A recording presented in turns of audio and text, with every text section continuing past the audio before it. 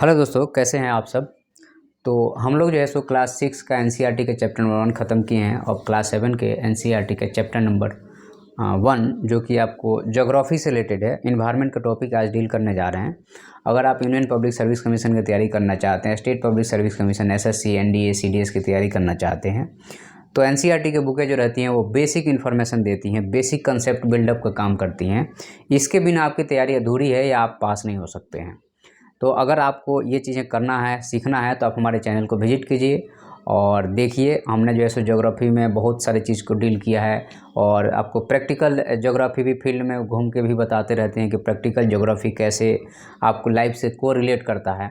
और बाकी दूसरे सब्जेक्ट के लिए आप हमारे चैनल को विजिट कर सकते हैं। तो चलिए हम लोग शुरू करते हैं। यहाँ पे आपका चैप्टर नंबर क्लास 7 का चैप्टर नंबर 1 जो है आपका, वह इन्वायरमेंट के बारे में बात कर रहा है। तो चलिए हम लोग शुरू करते हैं कि इन्वायरमेंट क्या है। अगर हम यहाँ पे इन्वायरमेंट के बारे में बात करें आपसे, तो क्या हमें सिखाना है या आपको क्या सीखना चाहिए कि देखिए मैं हमेशा जो है सो यह डायग्राम बनाता हूँ और आपको भी जब मेंस आंसर राइटिंग करेंगे कहीं पे भी जाए या आंसर राइटिंग भी आप कर रहे हैं जैसे बोर्ड के भी एग्ज़ाम में, तो इस डायग्राम को बनाएंगे तो एग्जामिनर खुश हो जाएगा और आपको अच्छा मार्क्स दे सकता है। तो देखिए एक्चुअल में क्या होता है कि यह जो है आपका, तो यहाँ पे देखिए आपका लिथोस्फीयर हो गया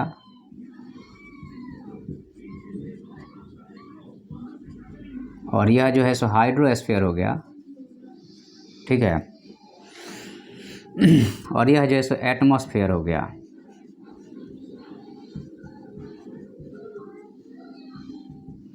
और यहाँ पे चूँकि इन तीनों के इंटरेक्शन से जो बनेगा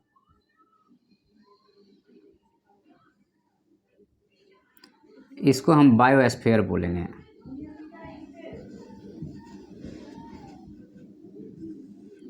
ठीक है, इन तीनों के इंटरेक्शन से जो बनेगा, इसमें सारे जीव जंतु आप हम सब आते हैं इसमें। तो यह जो है सो आपको एक तरह से कहा जाए तो इन तीनों के इंटरेक्शन से जो चीज़ें बन रही है वह क्या है, आपका बायोस्फीयर है। तो अब हम बात करते हैं आपके चैप्टर में क्या लिखा है उसके बारे में थोड़ा सा, और फिर जैसे हम लोग इस पिक्चर का सहारा लेते रहेंगे ताकि आपको चीज़ों को अच्छे से समझाया जा सके। ठीक है, तो यहाँ पे मैंने लिख तो दिया है बहुत छोटा छोटा, बट आपको दिख रहा है। चलिए, तो यहाँ पे देखिएगा कि इन्वायरमेंट जो है सो एक तरह से कहा जाए तो हमारा जो है सो लाइफ का, चूँकि ये तीनों के मिलने से हमारा जो है सो बायोस्फीयर हम जी रहे हैं, तो एक तरह से कहा जाए तो इन्वायरमेंट जो है सो आपको बेसिक सपोर्ट सिस्टम है।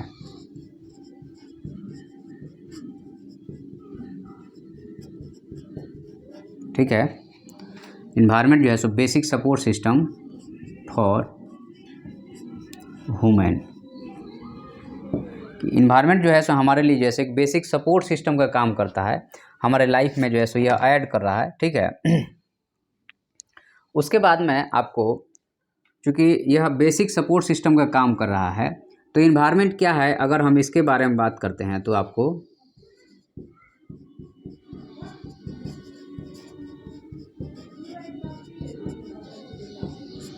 तो इन्वायरमेंट क्या है अगर आप इसके बारे में आप पूछेंगे किसी से भी, या आपको ये नॉलेज होना चाहिए कि आवर सराउंडिंग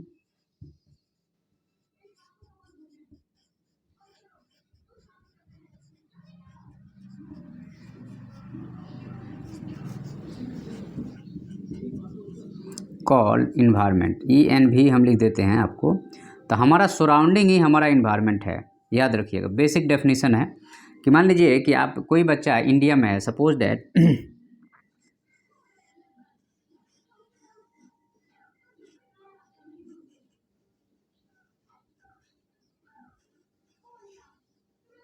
ठीक है, तो अब यहाँ पे आपका सराउंडिंग ही आपका इन्वायरमेंट है अगर हम कहते हैं यहाँ पे। और मान लीजिए आपका कि कोई बच्चा यहाँ गुजरात में रह रहा है और कोई बच्चा अरुणाचल प्रदेश में रह रहा है, दोनों में कितना भिन्नता होगा। दोनों के आपको इन्वायरमेंट अलग है, दोनों का जो लाइफ स्टाइल अलग है, दोनों के जीने खाने रहने का ढंग अलग है, कल्चर अलग है। तो ये दोनों अलग क्यों हुआ, अगर आपसे पूछ लिया जाए कि बताइए कि ये दोनों के रंग सहन बोलचाल हर चीज़ अलग क्यों हुआ, क्योंकि यहाँ पे जो ड्राइविंग फैक्टर है यहाँ की ज्योग्राफी है और यहाँ की ज्योग्राफी है।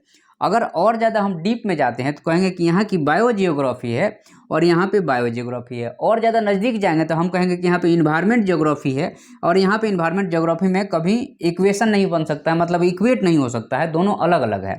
तो उसके आधार पे चूँकि इसकी सराउंडिंग अलग है, पहाड़ है, पर्वत है, ठंड है, उसके अलावा जैसे पानी है, नदियाँ हैं, और इसकी सराउंडिंग अलग है। यह हॉट प्रदेश है, ये भी हॉट प्रदेश है, लेकिन टेम्परेचर का अलग अलग होगा डिस्ट्रीब्यूशन, रेन का अलग अलग डिस्ट्रीब्यूशन होगा। यहाँ कम रेन होता है, यहाँ ज़्यादा रेन होता है।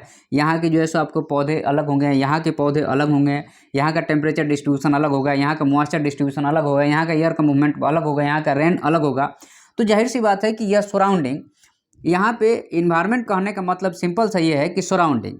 अब सराउंडिंग कह देने से काम नहीं चलेगा, समझने वाली बात है कि इन्वायरमेंट कह देने का मतलब सराउंडिंग होता है, लेकिन सराउंडिंग करने से काम तो नहीं चलेगा, क्योंकि सराउंडिंग क्या है ये समझने वाली बात है।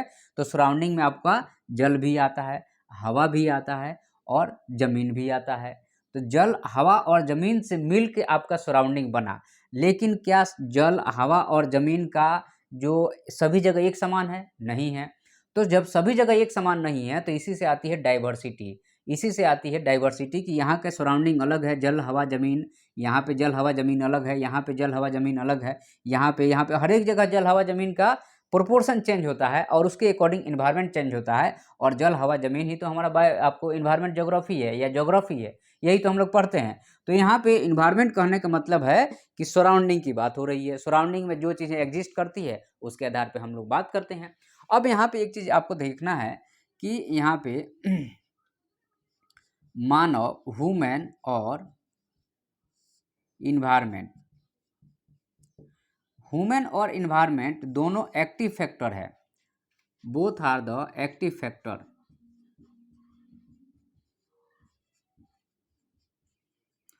तो ये जो है सो ह्यूमन और इन्वायरमेंट दोनों एक्टिव फैक्टर कैसे है, अगर आपसे पूछ लिया जाए तो यहाँ पे देखिएगा कि इन्वायरमेंट भी समय के साथ चेंज हो रहा है,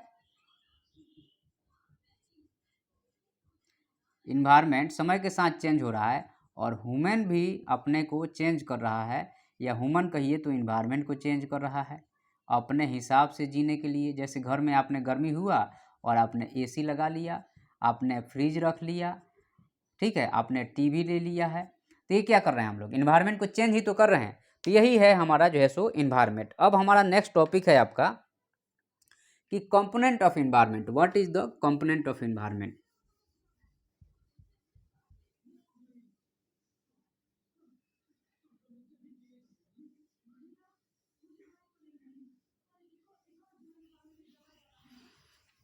what is the component of environment के बारे में अगर हम लोग बात करते हैं यहाँ पे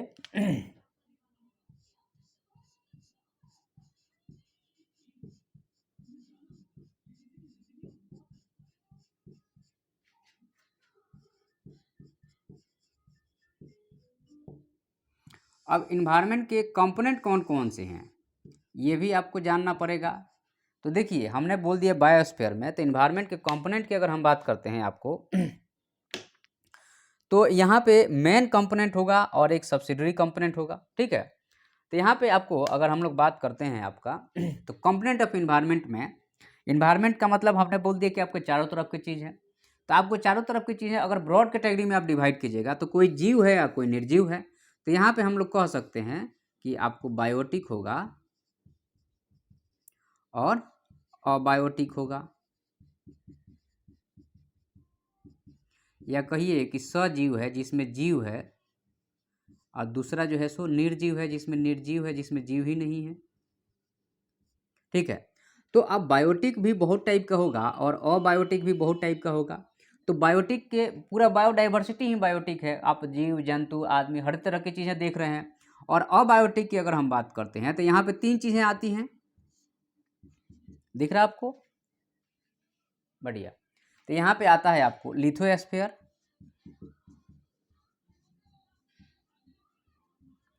उसके बाद में हाइड्रोस्फीयर, मोटा मोटी अगर हम बात करें तो लिथोस्फीयर, हाइड्रोस्फीयर, और उसके बाद में एटमॉस्फेयर।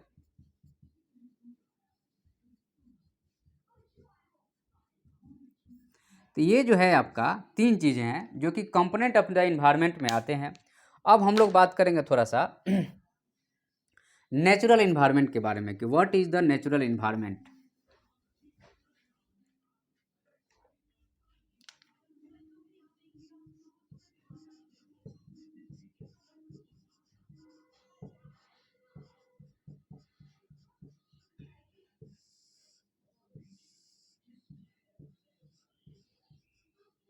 ये जो आपका नेचुरल इन्वायरमेंट है यह क्या है, अगर हम इसके बारे में बात करें आपसे तो देखिए इन्वायरमेंट जो है सो एक आप लोग को पता है कि आप लोग हम लोगों ने देखा, अभी क्या देखा कि आपको देखा कि एक होता है आपका बायोटिक और एक होता है अबायोटिक कंपोनेंट।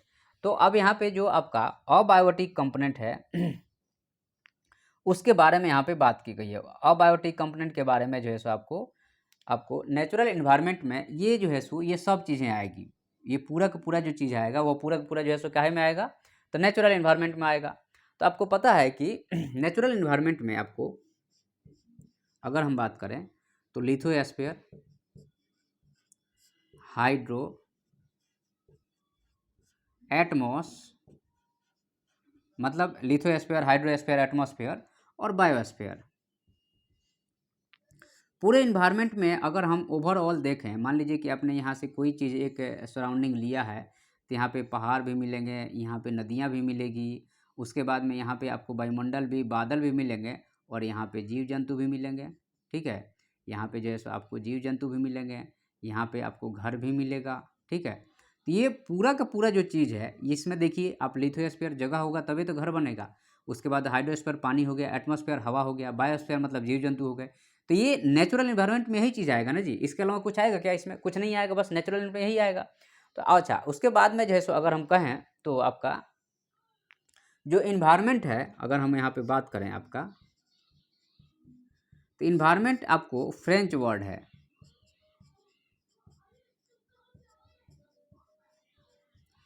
और फ्रेंच वर्ड का जो मीनिंग होता है अगर हम उसकी बात करते हैं आपका इसमें, तो सराउंडिंग होता है।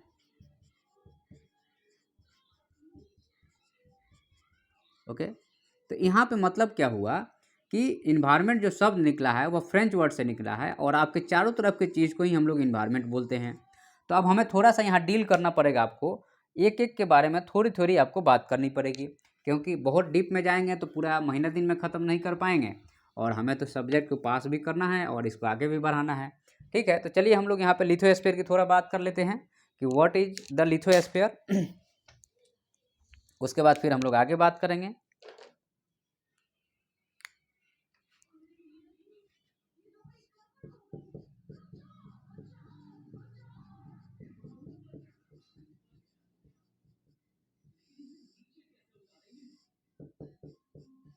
तो जो आपका लिथोस्फीयर है, अगर हम इसके बारे में बात करें हम, तो एक्चुअल में क्या है कि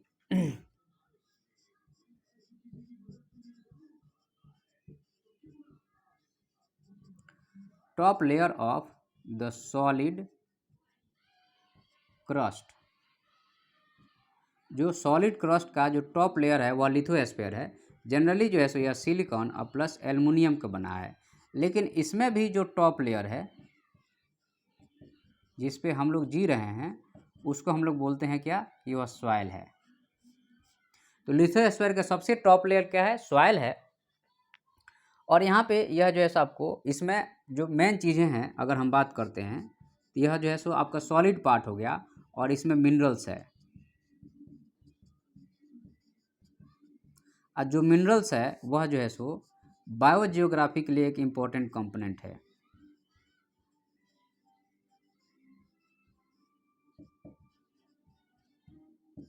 ठीक है, तो जो मिनरल्स है वह जो है सो बायोजियोग्राफी के लिए it is a very important component, ताकि आपके जितने शरीर में नाइट्रोजन, ऑक्सीजन और carbon, this is the basic building block element है।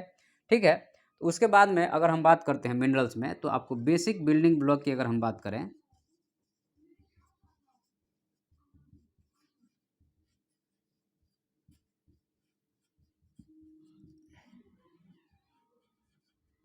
तो नाइट्रोजन हो गया, कार्बन हो गया और ऑक्सीजन हो गया। और जो सॉलिड क्रस्ट है यह एक समान सभी जगह नहीं है, तो यह इरेगुलर है।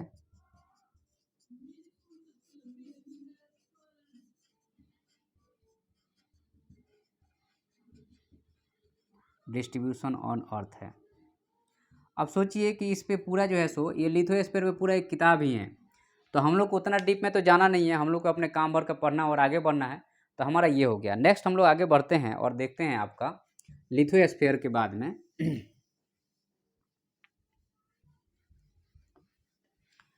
कि हमें देखना पड़ेगा अब हाइड्रोस्फीयर के बारे में। ठीक है,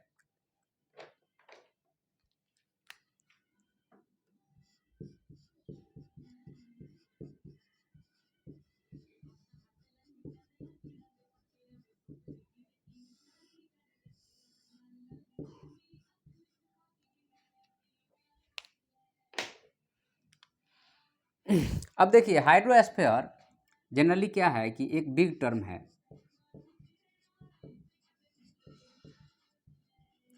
बिग टर्म में इसमें आपको वाटर के जो कंपोनेंट आते हैं, आपका यहाँ पे सॉलिड भी आएगा, लिक्विड भी आएगा, गैस भी आएगा और सॉलिड लिक्विड गैस, ये तीन ही कंपोनेंट आएंगे। तो यहाँ पे अगर इन तीनों की अगर आप बात कीजिएगा और साइंस की अगर बात कीजिए तो यह हाइड्रोलॉजी कहलाता है। लेकिन हाइड्रोस्फीयर जो है सो एक बहुत बड़ा टर्म है और यहाँ पे आप अगर देखें अगर हम तो यह जो है सो आपको बेसिक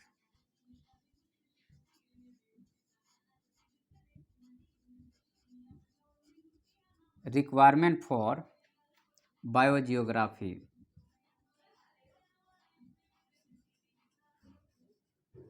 अभी हमने आपको बताया था कि आपको बेसिक बिल्डिंग ब्लॉक हाइड्रोजन है, ऑक्सीजन है और नाइट्रोजन है सेल के लिए या किसी भी जीव जंतु के लिए। तो आपने वाटर में देखा H2O, तो दो कंपोनेंट तो इसी में से आपको यहीं पे आ गया। तो यह जो है एक तरह से कहा जाए तो बेसिक बिल्डिंग ब्लॉक है। उसके बाद में एक तरह से कहा जाए तो यह लाइफ सपोर्ट सिस्टम में बहुत बड़ा रोल निभाता है। तो आपको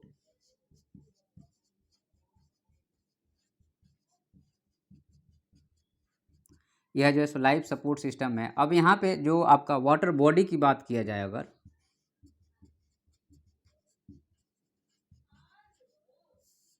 तो आपका जो है सो ओशन हो गया, सी हो गया, रिवर हो गया, कैनाल हो गया, सॉइल मॉइस्चर हो गया,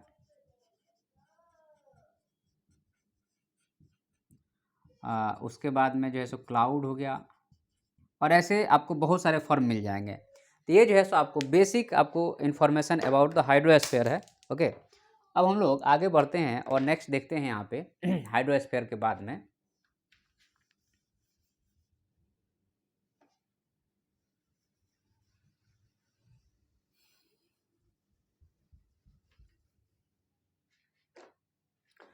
एटमॉस्फेयर के बारे में देखते हैं कि what is the atmosphere.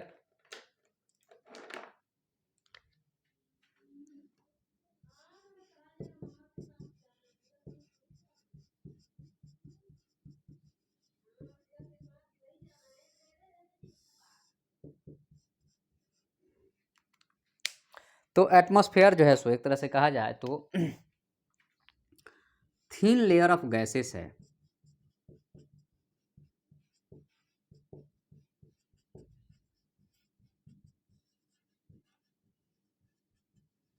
Thin layer of gases है और अगर आप कहेंगे इसके कंपोजिशन को,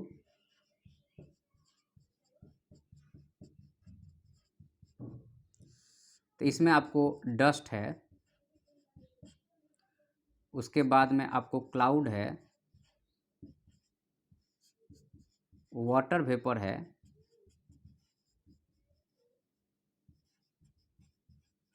और गैसेस है। और ये फॉर्मेशन कैसे हुआ है या अभी फॉर्म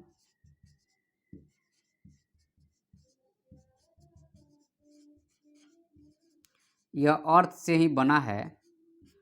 और क्यों? क्योंकि ड्यू टू अर्थ की ग्रेविटी के कारण,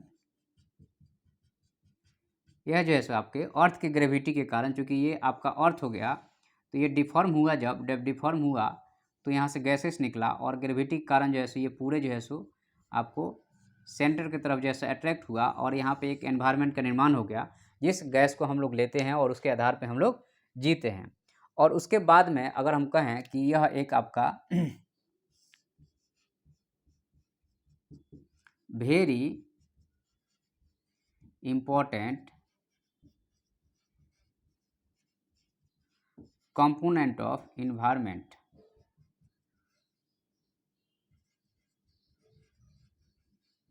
या कहिए कि क्लाइमेट। और क्लाइमेट कितने साल का होता है? 20 से लेकर के 30 साल का होता है।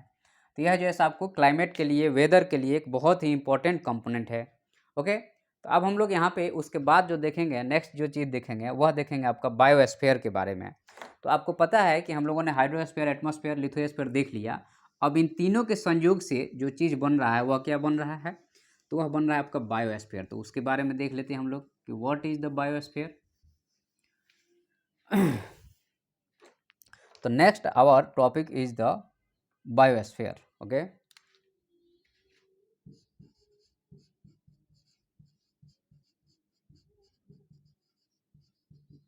Our next topic is biosphere. So what is the biosphere अगर आपसे पूछा जाए तो आप क्या जवाब दीजिएगा? आप एग्जाम में बैठे हैं या आंसर लिख रहे हैं, तो एक तरह से कहा जाए तो ए नैरो जोन ऑफ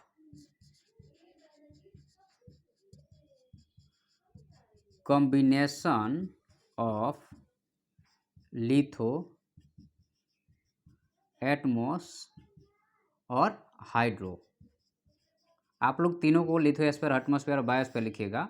तो आपका जो है सो बायोस्फीयर जो है सो एक तरह से कहा जाए तो ये तीनों का कॉम्बिनेशन है और एक थीन है, बहुत थिक नहीं है, बहुत थीन है, बहुत थीन लेयर है यह, ठीक है। और यह एक तरह से कहा जाए तो सपोर्ट करता है,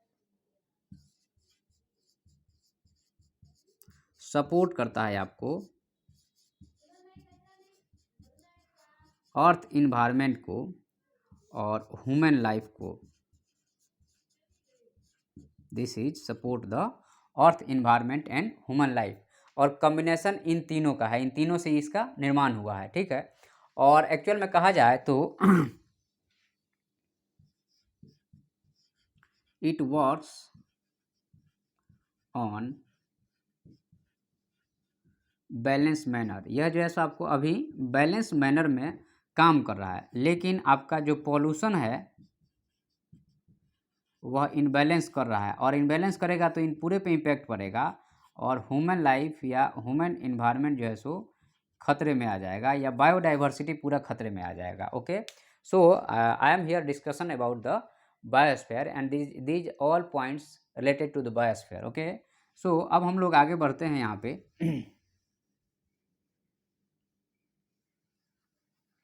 बायोस्फीयर के बाद में जो नेक्स्ट हमारा टॉपिक होगा वह होगा आपको इकोसिस्टम के बारे में। What is the ecosystem?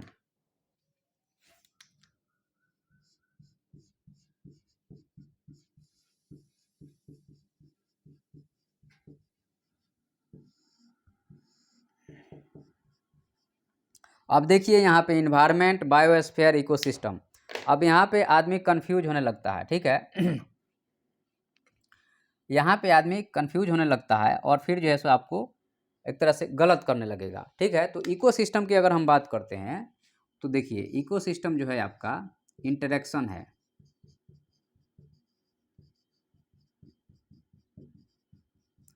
Interaction है किसका?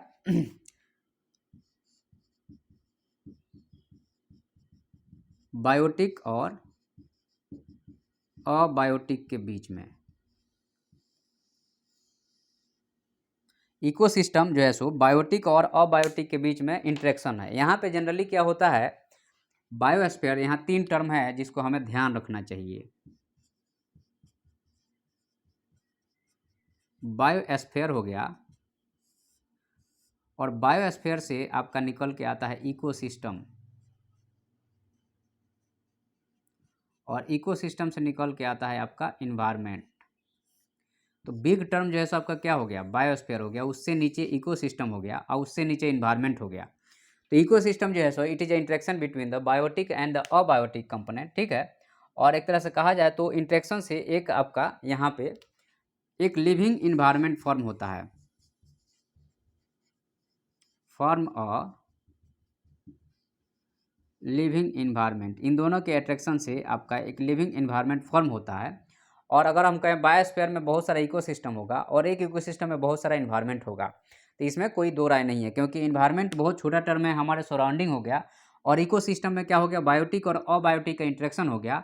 और बायोस्फीयर में जैसो ओवरऑल जैसो इंट्रैक्शन का एक आपका सिस्टम हो गया, ठीक है, जिसमें लिथोस्फीयर, एटमॉस्फेयर, हाइड्रोस्फीयर जैसे तीनों का इंट्रैक्शन हो गया। और इस बायोस्फीयर में जैसे इकोसिस्टम और इसमें इन्वायरमेंट आता है। ये रख लीजिए याद, नहीं तो एक्चुअल में एग्जाम में गलती करेंगे और मोस्ट ऑफ द लोग जो है यहाँ पे गलती करके आते हैं। अब इकोसिस्टम में जैसे जनरली ये बात किया जाए अगर, तो जैसे आपका ग्रासलैंड इकोसिस्टम, या कहिए कि सवाना इकोसिस्टम, या स्टेप्स इकोसिस्टम, या कहिए कि आपका टुंड्रा इकोसिस्टम, या कहिए कि टाइगा इकोसिस्टम, या कहिए कि माउंटेन इकोसिस्टम। तो ये कहने का मतलब क्या है कि वहाँ का जो सराउंडिंग इन्वायरमेंट है उसको, इस चीज़ को, ग्रासलैंड को डेवलप करने के लिए मदद कर रहा है। हालांकि उसमें तीनों के काम है, लेकिन चूंकि इसमें से कंपोनेंट वेरी कर रहे हैं। अगर तीनों हेल्दी रहेगा तो बढ़िया इकोसिस्टम डेवलप होगा, लेकिन तीनों अगर हेल्दी नहीं रहेगा तो बढ़िया इकोसिस्टम नहीं डेवलप होगा, सिंपल सी बात है। तो बढ़िया इकोसिस्टम डेवलप करने के लिए तीनों का हेल्दी होना जरूरी है। लेकिन अगर आप ग्रासलैंड इकोसिस्टम की बात करोगे तो हाइड्रोस्फीयर की मात्रा कम हो जाएगी, लिथोस्फीयर रहेगा और एटमॉस्फेयर रहेगा। उसके बाद में अगर हम कहें कि सवाना इकोसिस्टम, ये सवाना तो इसी का हो गया। स्टेप्स इकोसिस्टम की बात करेंगे तो भी हाइड्रोस्फीयर कम हो जाएगा। टाइगर टुंड्रा की बात करेंगे तो हाइड्रोस्फीयर में है, ये चीज़ें है, लेकिन वहाँ पे ज़मीन नहीं मिलेगा, लिथोस्फीयर की कमी हो जाएगी। माउंटेन पे जाएंगे तो वहाँ पे जो है सो ज़मीन की मात्रा जो है सो ढलान होगी ज़मीन। तो कहीं ना कहीं ये वैरी करेगा तीनों कंपोनेंट, उसके आधार पे आपके इकोसिस्टम होगा। लेकिन ये तीनों कंपोनेंट मिल करके बायोस्फीयर बना रहे, ये क्लियर है। और बायोस्फीयर में चूंकि इन तीनों के वेरिएशन से इकोसिस्टम का निर्माण हो रहा है और बहुत छोटे जगह पे वेरिएशन से इन्वायरमेंट का निर्माण हो रहा है। ये चीज़ें कंप्लीट कर लीजिएगा, नहीं तो एग्जाम में आप हमेशा जो है सो गलत करके आएंगे। और मैक्सिमम लोग जो है सो यहाँ यूपीएससी के पढ़ाने वाले इस चीज़ को समझा ही नहीं पाते और गलत हो जाता है। चलिए हम लोग अब आगे बढ़ते हैं और हम लोग यहाँ पे ह्यूमन इन्वायरमेंट के बारे में देखते हैं अब।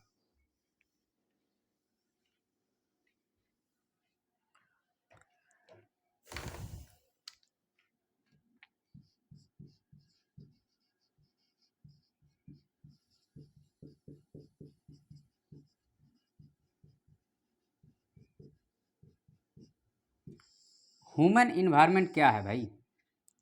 तो ह्यूमन इन्वायरमेंट, तो ह्यूमन तो एक आपको मॉडिफाइंग फैक्टर है इन्वायरमेंट के लिए। तो ह्यूमन जो है सो एक तरह से क्या है कि यह इंटरेक्ट करता है इन्वायरमेंट के साथ में।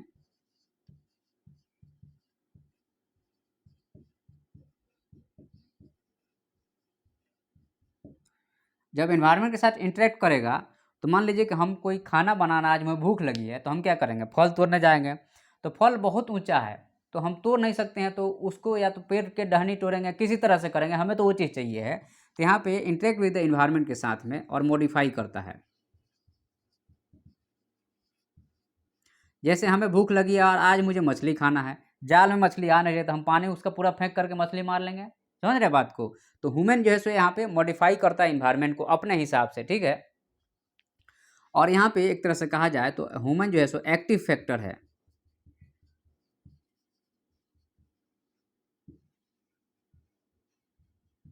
तो ह्यूमन जो है सो आपको समय के साथ चीज़ों को बदल रहा है और यह एक एक्टिव फैक्टर है। उसके बाद में एक तरह से कहा जाए तो यहाँ पे दो चीज़ें आती है और यहाँ पे इसकी मदद कौन कर रहा है, हेल्प कर रहा है ह्यूमन का माइंड। और ह्यूमन के माइंड को हम लोग बोल देंगे कि यह टेक्नोलॉजिकल एनेबल है, टेक्नोलॉजिकल एनेबल है यह माइंड, जो टेक्नोलॉजी उसमें भरा पड़ा है, ठीक है। अब यहाँ पे जो एक छोटी सी चीज़ आती है वह यह आती है आपको कि पहले के ज़माने में दो चीज़ें हैं कि यहाँ पे यह इन्वायरमेंट हो गया और यहाँ पे यह ह्यूमन हो गया। तो ये पहले एक्टिव फैक्टर था और ये लेस एक्टिव था। तो इसको कहा गया कि इन्वायरमेंटल जो है सो एक्टिव फैक्टर है। और अभी जो है सो यह एक्टिव हो गया और यह भी एक्टिव है, लेकिन उससे ज़्यादा जो है सो ह्यूमन एक्टिव है, तो यह जो है सो एक्टिव फैक्टर हो गया और यह जो है सो पूरे सिस्टम को बदल रहा है। तो यहाँ पे हमने आपके इन्वायरमेंट के पूरे कंसेप्ट को डिस्कस किया है अच्छे से, और हमें आशा है कि आपको ये सीरीज आपको पसंद आएगा। अगर आपको पसंद आता है तो सब्सक्राइब, लाइक और कमेंट जरूर कीजिए कि आपको कैसा लगा, ताकि हम लोगों को मज़ा आता है पढ़ाने में। दूसरा चीज़ ये है कि सब्सक्राइब जरूर कीजिए और आपके फ्रेंड्स हैं, रिलेटिव्स हैं, तो उनमें शेयर जरूर कीजिए, ताकि एक अच्छा नॉलेज जो है सो हमारे समाज में फैले। Thank you.